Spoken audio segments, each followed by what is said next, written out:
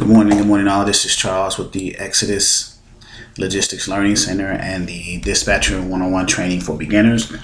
This is Module 1, Carrier Acquisition, and the subsection we will be discussing today will be equipment types to target in carrier acquisitions.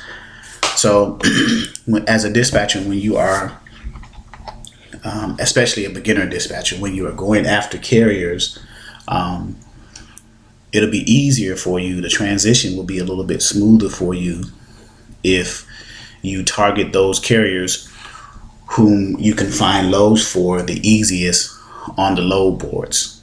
Because as a beginner dispatcher, again, you will be your main focus will be on the spot market loads on the load boards, and the loads that are posted up there more prevalently are the dry van loads, the flatbed loads, and the reefer loads. So with an equipment type, the question becomes, well, what are equipment types? An equipment type is made up of the trailer and the tractor on the truck. So the tractor, if you're looking at my screen here, is the actual truck that's being driven by the carrier, the owner operator, the truck driver. And then what's attached to that tractor, or what's coupled in trucking terms, or attached or coupled, C-O-U-P-L-E-D, coupled or attached to the tractor, the trailer, the type of trailer is what makes up the total equipment type. So the combination of the tractor and the type of trailer makes up the equipment type. So in this example, you have a standard power, and tractors, by the way, another name for tractor is also a power only truck, tractor, power only. You might hear the term power only. So if you're looking for power only loads, or if you dispatch for power only carriers, that means that they only have a tractor and they're looking to go grab a trailer somewhere and take it to another location. It's not a trailer that they own. But anyway, an equipment type is made up of the combination of a tractor and the type of trailer that it's connected to.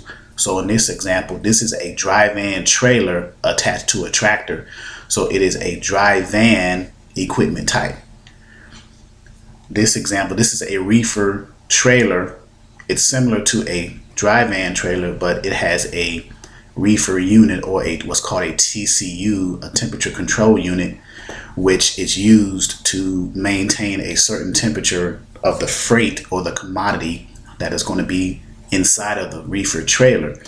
You've noticed there's no tractor attached to it, but if there was, then this would be the combination of the trailer, the reefer trailer, and a tractor connected to it would make it a reefer or a refrigerated trailer equipment type, or refrigerated reefer equipment type.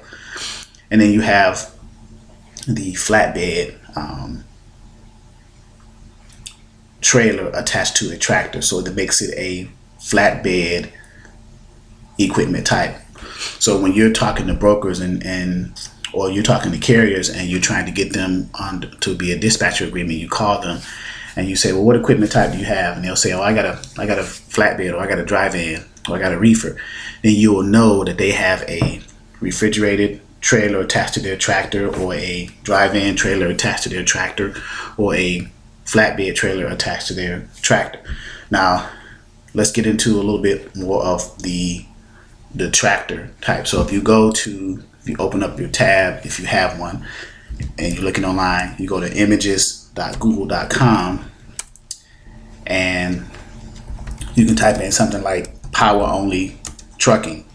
And so a power only truck, click this, is just the tractor or the truck itself. That's what power only means. It's just the power unit itself. It's not a trailer attached to that power unit, or to that truck, or to that tractor. Those are all synonymous names. They all mean the same thing.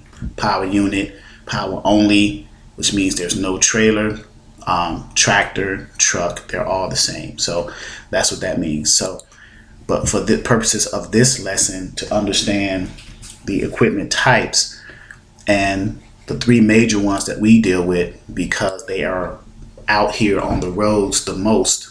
When you go out to an interstate or on a road, you will see mostly 53-foot drive-in equipment types, 53-foot reefer or refrigerated trailer equipment types, or 48 or 53-foot flatbed equipment types. Now, the reason why I'm saying it slow in this way, because each of the modules and each of the lessons may or may not have a quiz that follows it to better reinforce your understanding of what an equipment type is, so you'll know for future reference. Also, too, now, although I say 3 major equipment types that we focus on for beginner dispatchers, independent freight dispatchers to get started with, that doesn't necessarily exclude the fact that you can dispatch for other equipment types. You have the hot shot equipment types, which is up to a 40-foot trailer attached to what's called a dually pickup truck. Dually pickup truck, an example would be a Ram 3500. Let's look one up for you here, just to give you an idea. I want to give you a visual, hot shot trucking, and see what we're talking about. So this is hot. These are hot shots.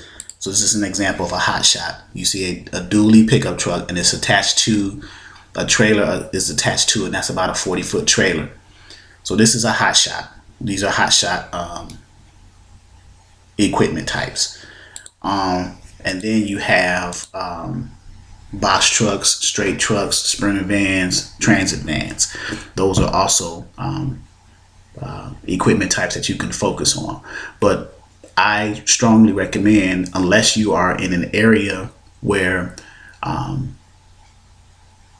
hot shot loads or power only loads or straight trucks, sprinter vans, and transit van loads are heavy, unless you are in those areas, I recommend sticking with the 3 major equipment types that you can find loads for quicker, especially if you are a beginner dispatcher. Now, if you are in a freight heavy area like the South, like in Georgia or in Texas or in the Midwest, where you can possibly get, say for example, box truck loads, then you can consider being a dispatcher for those equipment types.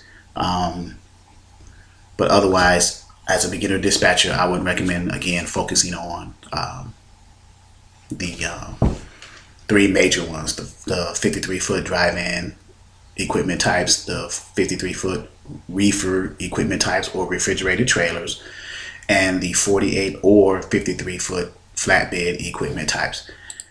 Now, let's go to box trucks so I can give you an idea of what those are. So this is a box truck, and it goes up to about 26 feet. It's a 26-foot box truck here. This is what it looks like. You have 24-foot box trucks. You have 16s. Here's a 16-footer, a box truck. So here's a 2020 Hino. That's a good design. It's a good box truck to have for if you are in the box truck space. So just to give you an example. So, and then give you another example of what the other type in the other equipment type category. Sprinter vans. So these are sprinter vans here. This is an example of sprinter vans. So sprinter vans, transit vans. This is a sprinter van. This is a sprinter van. So they go up to about 16, 20 feet. And these are used more so for expedited loads, quick loads that has to get there real fast, like overnight or something like that. Maybe moving medical frozen body parts and things like that. Maybe documents going to federal courthouses. I've done stuff like that before. But for the purposes of this lesson, we are just discussing what exactly makes up an equipment type when it comes to the tractor trailer. So the tractor, which is the power only unit, the truck itself, and the trailer, the trailer type that's connected to it, makes up the equipment type. And the 3 major ones for the purposes of review right now are the drive-in equipment type. So if you have a drive-in trailer attached to a power only or a truck, that is a drive-in equipment type. If you have a refrigerated trailer attached to a tractor or a power only truck, that is a reefer or refrigerated equipment type. And then if you have a flatbed trailer attached to a truck, then that would be, or a power unit or a tractor, that would be a flatbed equipment type. So the equipment type is the combination of the tractor and the trailer type that's connected to the tractor. So I just want you to focus on that. So if I quiz you on that type of questioning, that line of questioning, I would say, well, if you have, for example, here's a possible quiz question. If you have a drive-in trailer attached to a power only or a truck or power only unit, what equipment type is that? And then the answer would be A, B, C. So you'll be able to answer the question that way. Okay. So again, drive-ins, flatbeds, reefers are the three major ones that we focus on in beginner dispatcher 101 training for beginners, because they are the main reason is because when you go to a load board, which is we'll be discussing that in another module and other lessons, but load boards are where you go to see loads that are posted for the equipment types, so you can find loads to book for your specific carriers, your dispatch for your carriers.